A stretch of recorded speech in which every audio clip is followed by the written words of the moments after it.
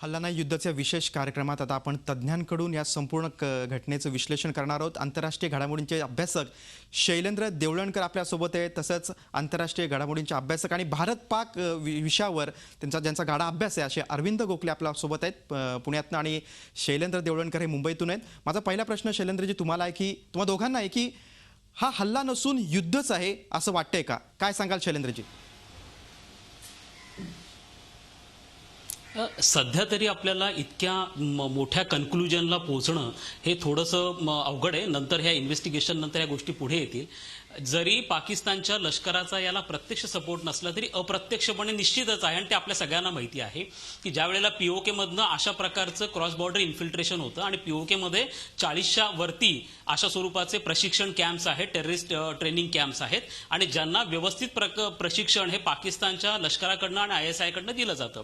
आपण या संपूर्ण हल्ल्याकडे एका वेगळ्या दृष्टिकोनातून बघणं आपल्याला फार गरजेचं आहे, कारण सकाळपासून ज्या स्वरूपाच्या चर्चा या संपूर्ण हल्ल्याच्या संदर्भामध्ये होत आहेत तर यामध्ये आपण प्रामुख्याने लक्षात घेणं गरजेचं आहे की हा जो संपूर्ण हल्ला झालेला आहे हा काही अनप्रेडिक्टेबल होता किंवा हा फारच अगदी अचानक झाला अशा स्वरूपाचा नव्हता। जर एकंदरीतच पाकिस्तानच्या गेल्या 2 दशकांमधल्या धोरणांचा तुम्ही जर आढावा घेतला तर तुम्हाला असं दिसेल की पाकिस्तानच्या काश्मीर विषयीच्या धोरणामध्ये एक प्रकारचं सातत्य आहे आणि हे सातत्य तुम्हाला प्रतिबिंबित होताना दिसेल या हल्ल्यामधनं।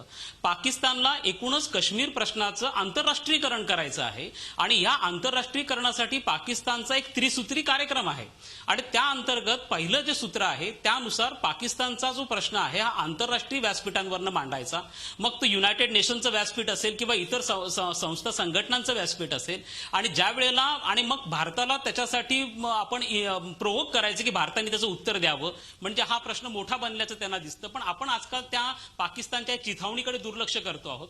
त्यानंतर दुसरं सूत्र आहे की जर हा प्रकार अपयशी ठरला किंवा याला फारसा रिस्पॉन्स मिळत नाही असं कळालं तर आपण बॉर्डरवरती मग LOC असेल किंवा आंतरराष्ट्रीय सीमारेषा असेल यावरती कॉन्स्टंटली फायरिंग करायचं आणि फायरिंग करून तिथलं वातावरण सातत्याने स्फोटक ठेवायचं आणि हे त्यांनी पाकिस्तानी मागच्या वर्षी सातत्याने केलं। आता थोडीशी क्रॉस बॉर्डर फायरिंग जी आहे ही थोडी कमी झालेली आहे आणि त्याच्यावरती सुद्धा आपण टिट फॉर टॅट केलं, कारण त्यांच्या फायरिंगला आपण जशाच तसं उत्तर दिलेलं आहे।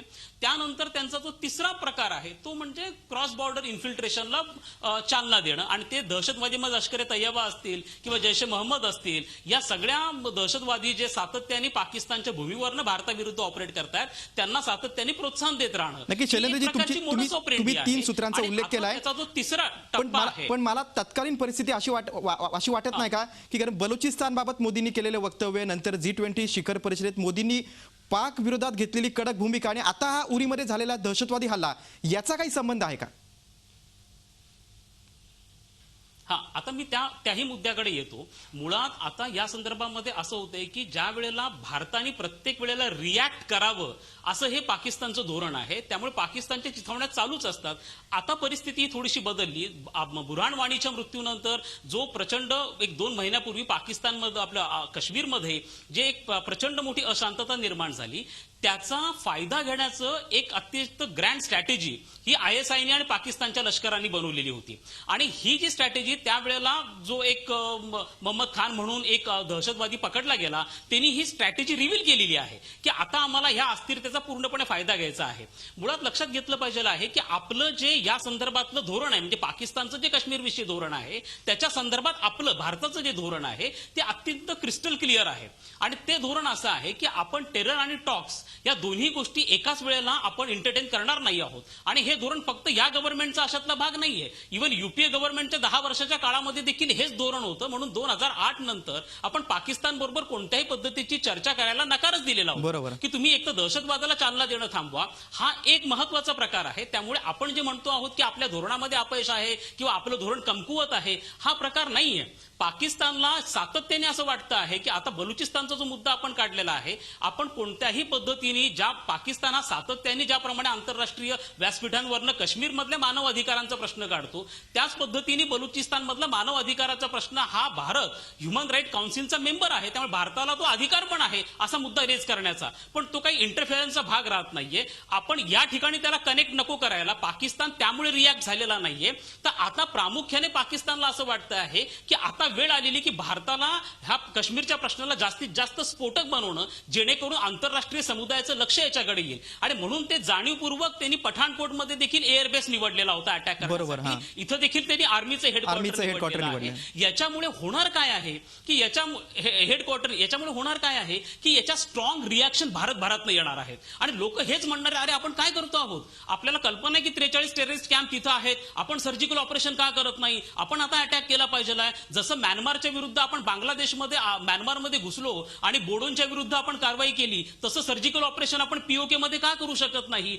असं भारताने करावं हेच पाकिस्तानला वाटतं आहे आणि त्यामुळे ते भारताला प्रोव्होक करता आहेत. त्यामुळे अशी जरी परिस्थिती निर्माण झालेली असली की जी युद्धजन्य आहे, आपण जसे आता म्हणालात, तरी यामध्ये भारताने अतिशय भावनिक होऊन रिॲक्ट व्हायला नको, हे आपण केलं पाहिजे. कारण अशी परिस्थिती भारतासाठी नवीन नाही. 1999चं कारगिल झालं तेव्हा याच्यापेक्षा भयंकर परिस्थिती होती. 2002ला तर दोन्ही देशांचं सैन्य सीमेवरती येऊन टाकलं होतं. 100% युद्ध होणार अशी असताना देखील भारताने पेशन्स दाखवला. 2008 मध्ये दहशतवादी हल्ला झाला तेव्हाही आम्हाला माहिती होतं की टेररिस्ट कॅम्प्स कुठे आहेत, त्यावेळेला देखील आम्ही संयम पाळलेला आहे. आमचा संयम म्हणजे भ्याडपणा नाही, हे तुम्ही लक्षात घ्या. तर आपली ही वेल कॅल्क्युलेटेड स्ट्रॅटेजी आहे. बरोबर. म्हणजे शैलेंद्रजी, तुमचं म्हणणं आहे की आपलं भारताचं धोरण कुठे चुकत नाहीये, असंच तुमचं म्हणणं आहे.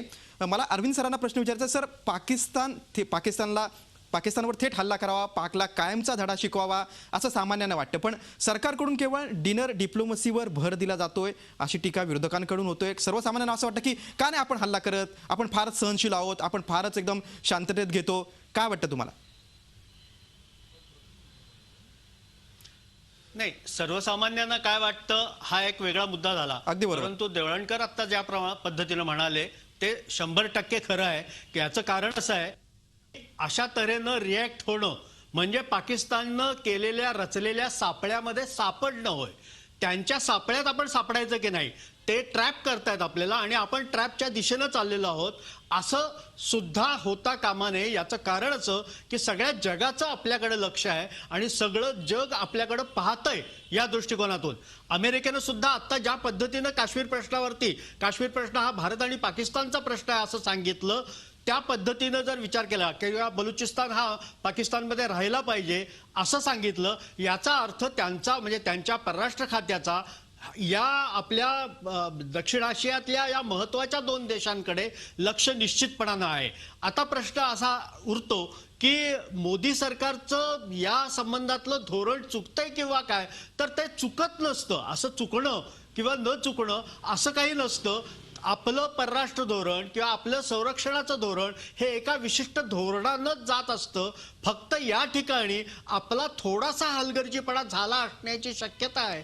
कारण पहाटेच्या सुमाराला झालेला हल्ला एक विशिष्ट कामगिरी संपून आलेले जवान काही काळ विश्रांतीसाठी पहुडलेले असताना त्यांच्या तंबूवरती हल्ला होणं आणि तो तंबू आपण तर बघितलं त्या चित्रामध्ये की तो तंबू पूर्ण जळालाय, त्याची पेटलेली आग आहे.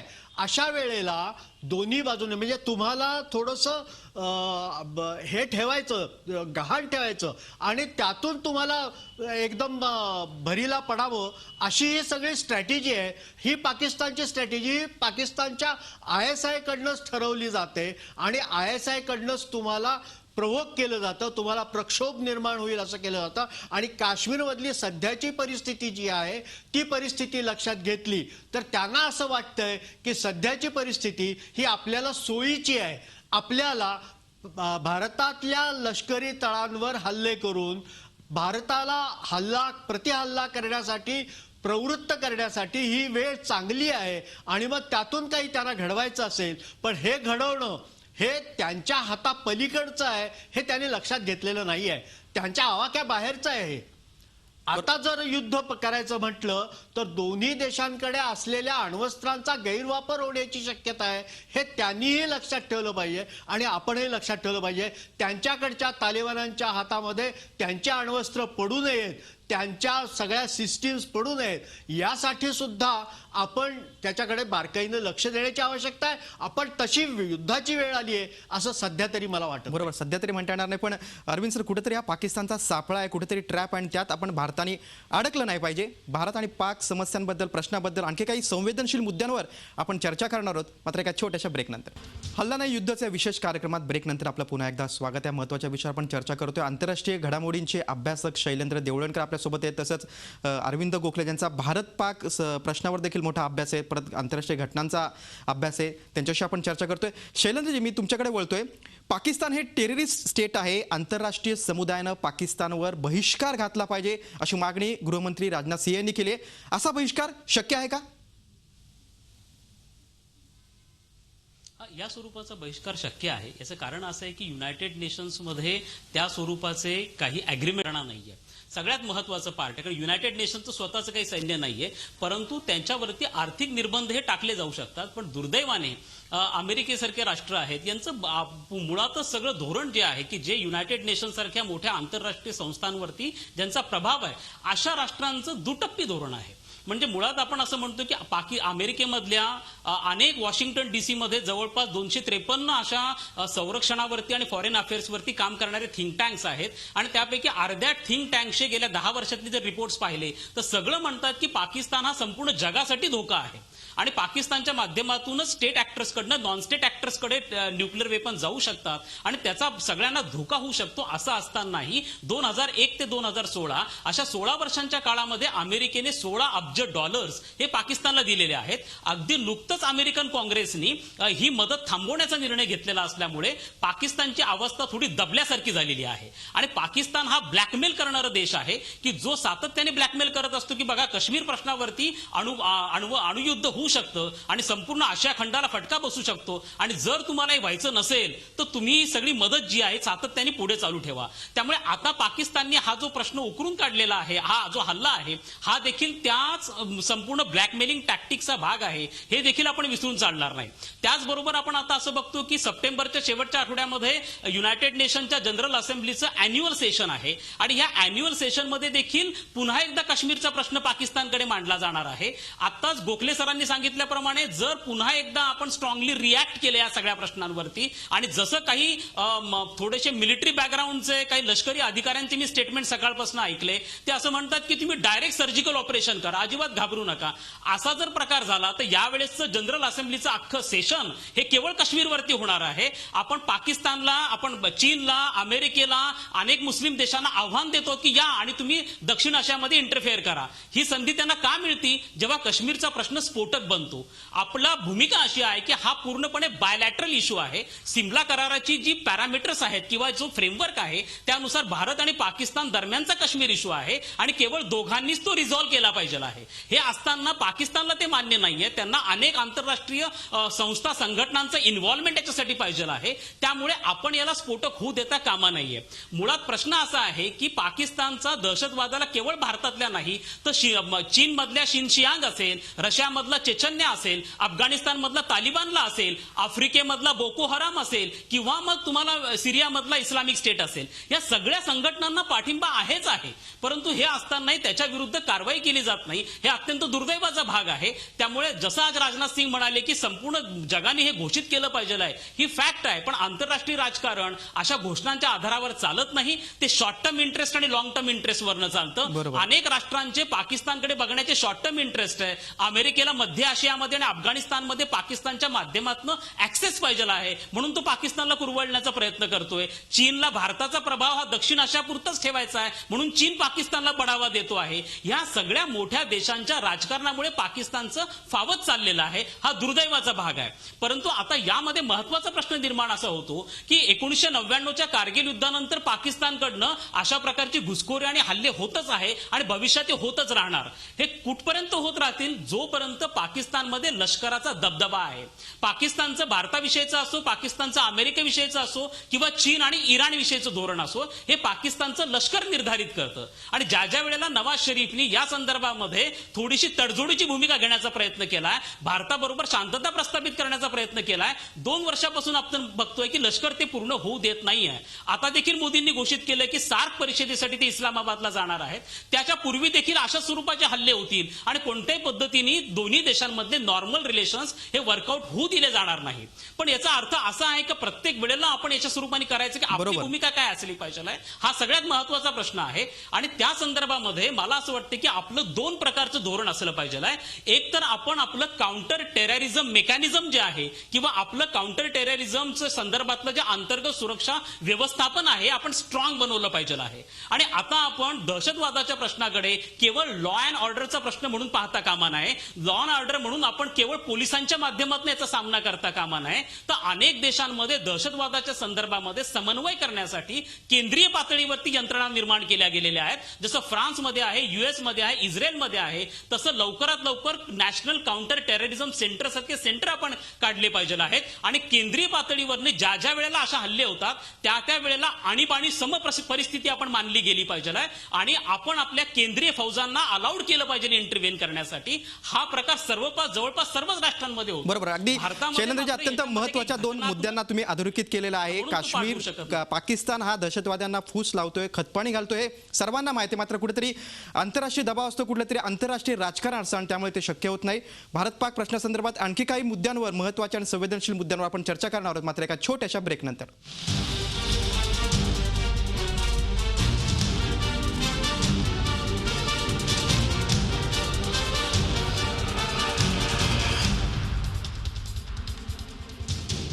हल्ला नाही युद्धाच्या विशेष कार्यक्रमात ब्रेकनंतर आपलं पुन्हा एकदा स्वागत आहे. आंतरराष्ट्रीय घडामोडींचे तज्ज्ञ शैलेंद्र देवळणकर आणि अरविंद गोखले यांच्याबरोबर आपण चर्चा करतोय. अरविंद सर, तुम्हाला एक प्रश्न विचारायचा वाटतो की या हल्ल्यामध्ये, काश्मीरमधील उरीमधल्या हल्ल्यामध्ये 17 जवान शहीद झालेले आहेत. आता आपण शॉर्ट टर्म आणि लॉंग टर्म ही भारताची रणनीती काय असू शकते? आता खरं सांगायचं झालं तर शॉर्ट टर्म तर आता या हल्ल्याचं उत्तर आपण कसं देतोय त्याच्यावरती बऱ्याच गोष्टी अवलंबून आहेत. बरोबर. लॉंग टर्म विचार केला तर लॉंग टर्म विचार करत असताना पाकिस्तान हा नुसता दहशतवादी आहे असं म्हणून चालणार नाही. त्यांच्या दहशतवादाचे सर्व जे प्रकार आहेत ते उघडकीला आणण्याची आवश्यकता आहे. हा झाला पहिला भाग. बरं, अमेरिकेला हे माहिती नाहीये का किंवा कोणत्याही इतर देशांपैकी कुणालाही पाकिस्तानमध्ये काय चालतं हे माहिती नाहीये का? म्हणजे ज्या वेळेला 11 सप्टेंबर 2001 रोजी न्यूयॉर्कच्या वर्ल्ड ट्रेड सेंटरवरती हल्ला झाला त्यावेळेपासून जॉर्ज बुश यांनी ज्या वेळेला अफगाणिस्तान आणि इराकमध्ये सैन्य पाठवायचा निर्णय घेतला त्यावेळेला पाकिस्तानला चक्क धमकी दिलेली होती, जर तुम्ही आमच्या बरोबर नसाल तर आमच्या विरोधात आहात असं समजून तुमच्या विरोधात कारवाई करावी लागेल. आणि त्यातला तो जो पहिलं विमान धडकवणारा जो मोहम्मद अट्टा दहशतवादी होता, जो इजिप्शियन होता, त्याला पहिली मदत जर कोणी केली असेल आधीच्या काळामध्ये, ज्यांनी बॅग पोचवली ते ISIच्या म्हणजे आपला आपण पकडलेला दहशतवादी हा त्यामध्ये होता. आणि नुसतं तो होता असं नाही तर त्यावेळचे ISIचे जे प्रमुख होते जनरल मेहमूद अहमद यांनी ती मदत पोहोचवली होती. $1,00,000ची बॅग तिथपर्यंत जाऊन पोहोचवली होती. याचा अर्थ असा आहे की त्यावेळपासून पाकिस्तान काय आहे, पाकिस्तान कशा पद्धतीनं हे काम करतोय हे अमेरिकेला हे पूर्णपणानं माहिती आहे. आणि नंतरच्या काळामध्ये सुद्धा म्हणजे ओसामा बिन लादेन तुमच्या जवळच्या अबोटाबाद सारख्या ठिकाणी लपून राहतो आणि ते ISIला माहिती नाही, ते लष्कराला माहिती नाही, हे शक्य तरी आहे का? शेमडं पोर सुद्धा त्याच्यावरती विश्वास ठेवणार नाही. यांच्या संरक्षणाखाली ओसामा बिन लादेन तिथं होता हे माहीत असल्यानंतर सुद्धा आज ज्या पद्धतीनं अमेरिका अजूनही पाकिस्तानचं लांगुलचालन करतेय ते बरोबर नाहीये. हा झाला एक भाग.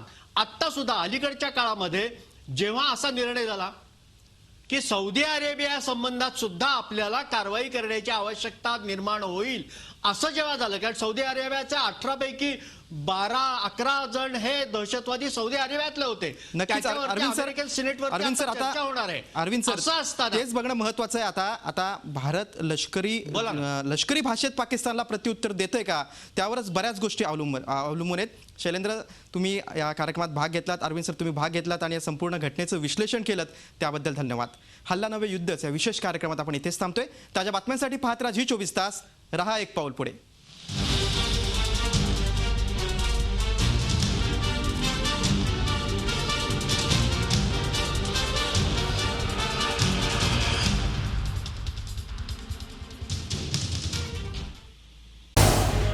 झी 24 तास रहा एक पाऊल पुढे.